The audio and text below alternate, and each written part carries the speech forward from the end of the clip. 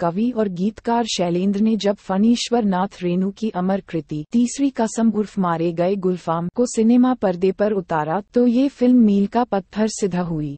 अर्थात इस फिल्म की जगह कोई दूसरी फिल्म नहीं ले पाए। And poet and lyricist Shailendra created on screen Phanishwar Nath Renu's immortal work Teesri Kasam aka Mari Gaye Gulfam. The film proved to be a milestone, such that no one can replace this film.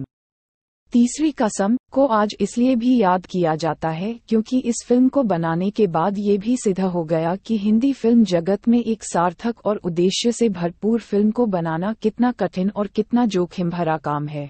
Teesri Kasam is also remembered today because after making this film, it proved how difficult and risky it is to make a meaningful and purposeful film in the Hindi film industry. Before we move further, if you are new here, please subscribe to the channel and press the bell icon to get notification of new lessons and MCQs. If you like the content we make, please like the video by giving it a thumbs up and share the video with your friends and classmates. संगम नाम की film की आश्चर्यजनक सफलता के बाद film के नायक राज कपूर में गहरा आत्मविश्वास आ गया, जिसके कारण उन्होंने एक साथ 4 फिल्मों में काम करने की सार्वजनिक बात कर दी। After the stupendous success of Sangam, the hero of the film, Raj Kapoor became very confident, due to which he publicly talked about working in 4 films simultaneously. इन्हीं फिल्मों में सन 1966 में कवि शैलेंद्र के द्वारा बनाई गई फिल्म तीसरी कसम भी शामिल है। कहा जा सकता है कि तीसरी कसम फिल्म नहीं बल्कि कवि शैलेंद्र द्वारा कैमरे की रील पर लिखी गई एक कविता थी। In these films, the film तीसरी कसम made by poet Sailendra in 1966 is also included. It can be said that Teesri Kasam was not a film but a poem written by poet Sailendra on the camera reel. तीसरी कसम film कवि शैलेंद्र के जीवन की पहली और अंतिम film है। इस फिल्म को बहुत सारे पुरस्कारों से सम्मानित किया गया। ये फिल्म कला से परिपूर्ण थी जिसके लिए इस फिल्म की बहुत तारीफ हुई थी। इस फिल्म में शैलेंद्र की भावुकता पूरी तरह से दिखाई देती है।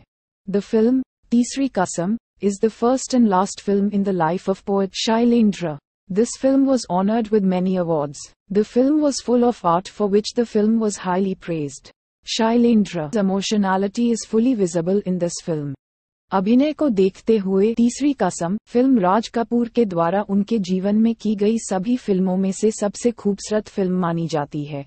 राज कपूर को एशिया के सबसे बड़े शोमैन का खिताब हासिल था। वे अपनी आंखों से अभिनय करने और अपनी आंखों से ही भावनाओं को दिखने में माहिर थे। Teesri Kasam film is considered to be the most beautiful film of all the films done by Raj Kapoor in his life. Raj Kapoor had the title of Asia's biggest showman. He was adept at acting with his eyes and showing emotions through his eyes. इसके विपरीत शैलेंद्र एक उम्दा गीतकार थे जो भावनाओं को कविता का रूप देने में माहिर थे।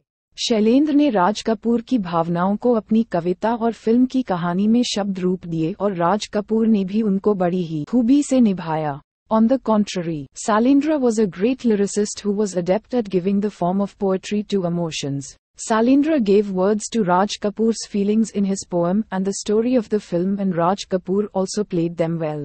Raj Kapoor जानते थे कि तीसरी कसम फिल्म शैलेंद्र की पहली फिल्म है, इसलिए उन्होंने एक अच्छे और सच्चे मित्र के नाते शैलेंद्र को फिल्म की असफलता के खतरों से भी परिचित करवाया। परंतु शैलेंद्र को न तो अधिक धन संपत्ति का लालच था न ही नाम कमाने की इच्छा।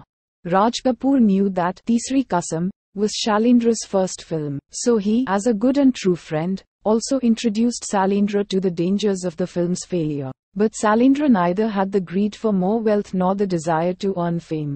उसे तो केवल अपने आप से संतोष की कामना थी। तीसरी कसम की गिनती भले ही आज बहुत सफल फिल्मों में होती हो, लेकिन यह एक कड़वा सच रहा है कि निर्माता को सिनेमा के लिए डिस्ट्रीब्यूटर मिलना बहुत मुश्किल था। He only wished for satisfaction. तीसरी कसम may be counted among very successful films today, but it has been a bitter truth that people who made it found it very difficult to get distributors for the movie. इस film की कहानी में जो भावनाएं थी उनको समझना किसी मुनाफा कमाने वालों के लिए आसान नहीं था। इस फिल्म में जिस करुणा के साथ भावनाओं को दर्शाया गया था उनको किसी तराजू में नहीं तौला जा सकता था। It was not easy for any profit-making financier to understand the feelings that were shown in this film. The compassion with which emotions were depicted in this film could not be measured on any scale. Shri 420 का एक गीत प्यार हुआ इकरार हुआ है प्यार से फिर क्यों डरता है दिल की एक पंक्ति रातें दसों दिशाओं से कहेंगी अपनी कहानियां। इस पंक्ति में संगीतकार जयकिशन ने आपत्ति जताई थी। Composer J Kishan objected to a line in Pyaar Hua इकरार हुआ है प्यार से फिर क्यों डरता है दिल रातें दसों दिशाओं से कहेंगी अपनी कहानियां। A song from Shri 420। लेकिन शैलेंद्र इस पंक्ति को बदलने के लिए तैयार नहीं हुए। वे चाहते थे कि दर्शकों की पसंद को ध्यान में रखकर किसी भी फिल्म निर्माता को कोई भी बिना मतलब की चीज दर्शकों को नहीं दिखानी चाहिए। But Sailendra was not ready to change this line. He wanted that, keeping in mind the choice of the audience, no filmmaker should show any meaningless thing to the audience. उनका मानना था कि एक कलाकार का ये कर्तव्य भी है कि वह दर्शकों की पसंद को अच्छा और सुंदर भी बनाने की कोशिश करे. He believed that it is also the duty of an artist to try to make the audience's choice good as well as beautiful. Shailendra ने जो भी गीत लिखे वे सभी बहुत पसंद किए जाते रहे हैं. शैलेंद्र ने कभी भी झूठे रंग ढंग या दिखावे को नहीं अपनाया. उनके गीत नदी की तरह शांत तो लगते थे परंतु उनका अर्थ समुद्र की तरह गहरा होता था. All the songs written by Shailendra have been liked by all. Shailendra never adopted false pretenses or appearances. His songs were as calm as a river and deep as the ocean. इसी विशेषता को उन्होंने अपनी जिंदगी में भी अपनाया था और अपनी फिल्म में भी इसी विशेषता को साबित किया था. He adopted this quality in his life as well and proved this quality in his films as well.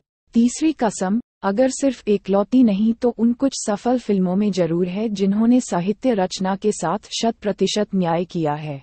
तीसरी कसम, if not the only one, is certainly one of those few successful films which have done 100% justice to the literature.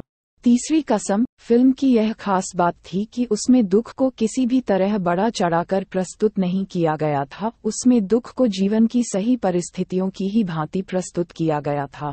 The special thing about the film, तीसरी कसम, was that the sorrow was not presented in a big way, but sorrow was presented just like the true circumstances of life. तीसरी कसम की मुख्य कहानी लेखक फणीश्वरनाथ रेणु ने लिखी है और फिल्म का निर्देशन बासु भट्टाचार्य ने किया है. कहानी की हर छोटी बारीकियां फिल्म में पूरी तरह से नजर आती है.